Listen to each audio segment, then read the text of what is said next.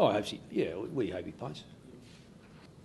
Yeah, that's pretty accurate. It's the toughness of it is having numbers, which is terrific. In the past, we seem to have been not very consistent with having the same 22 available through injury, suspension, that sort of stuff, and then on top of that you have players who were out that aren't available. So we're getting more back.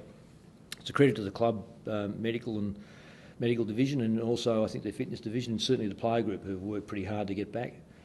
The great thing about today or this weekend, we'll get Andrew McGuinness back as well, coming back off that long-term knee, which is fantastic for him. So it puts it in perspective in terms of now you have to make hard decisions as opposed to decisions that are virtually made for you. Two things: see Scotland and also McGuinness coming back off 12 months. It's not easy. Anyone who's had a knee understands why it's such a monumental task to get back, mentally and physically. So it's great to have the kid back. Well, we have fitness tests for anyone who's been out and has to come back in. They have their fitness tests over the course of the week. Some do it early, some do it as late as today. Yeah, didn't have to have a fitness test with Eddie. It's suspension, so he's managed to keep his fitness up. Very important player to us, excellent leader, and presents problems to all opposition. Well, he'll just have to work his time to get right. We'll have to come back potentially through the... We'll worry about that when the time comes. Well, personally, I don't get caught up in any of those things, because it's another team that's sitting in front of us. It's a team that's had some very, very good form, got some good players. History's history. Those that get caught in it are quite welcome to. I don't take anything away from history. It's if the player group or anyone else gets caught in that, and supporters, it's terrific. I don't think there's anything better than having play against rivals that you've had some history with. But as far as I'm concerned, as far as the player concerned, we've got too much at stake to worry about getting caught up in any previous history. Now, as I say, those that take it on board, fantastic. I'm not going to stop it. I don't know enough about that rivalry to start to investigate it, to use it as anything else except that we play Essendon and they are sitting one win in front of us. Well, it might be good for the media, it might be good for the supporters and all that sort of stuff. Every week is approached identically, is to get the systems right, attack it in the right manner, have your players switched on, regardless of who you play. Every side will play differently. So that's one of the great joys of coaching, is to go through your strategies and see whether they are up to scratch for this particular team, if they need to be changed. It doesn't matter whether it be playing Essendon or last week Greater Western Sydney. The 4 points are 4 points. Yes, we call these 8-point games and this sort of stuff. I can't remember ever getting an 8 points for a win. Okay? So, and that's the way I am, and that's the way I'll always have my team approach it. That tomorrow's game is the start of the rest of the season. And when I said that to the boys last week, I think some of them stood back and thought, what's he talking about? Last week was the start of the rest of the season. This is the start of the rest of the season for us.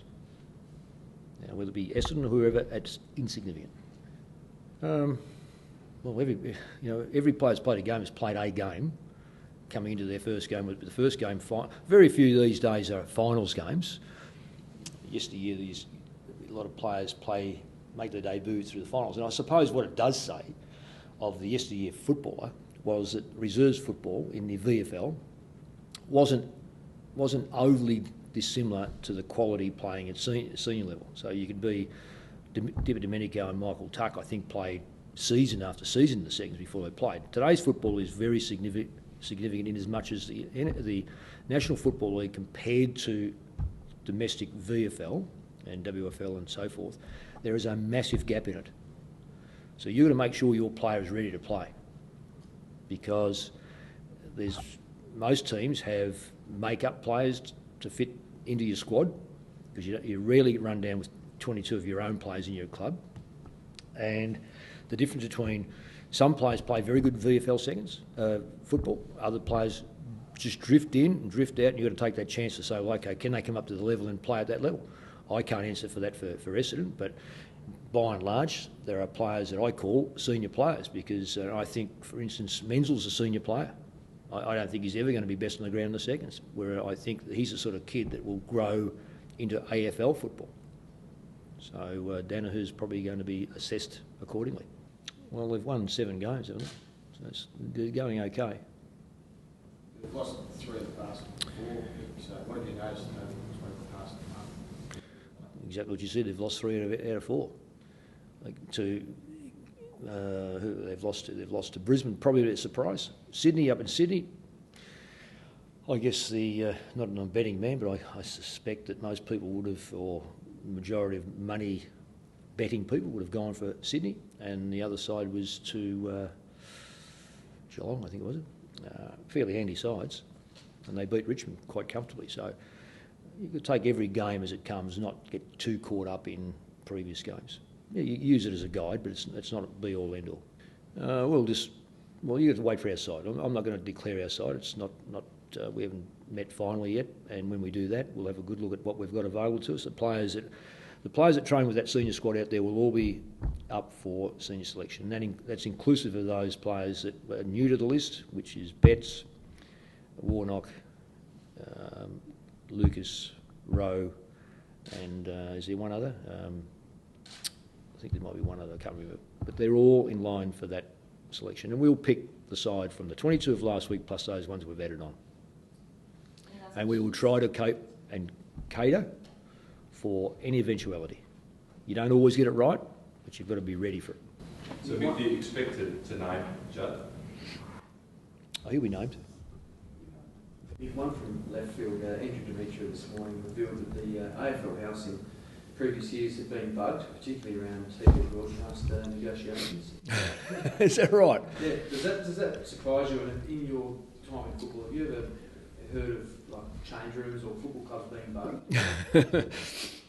I've had, look, it's surprising enough, I have had, through time, I've had garbage bins stolen.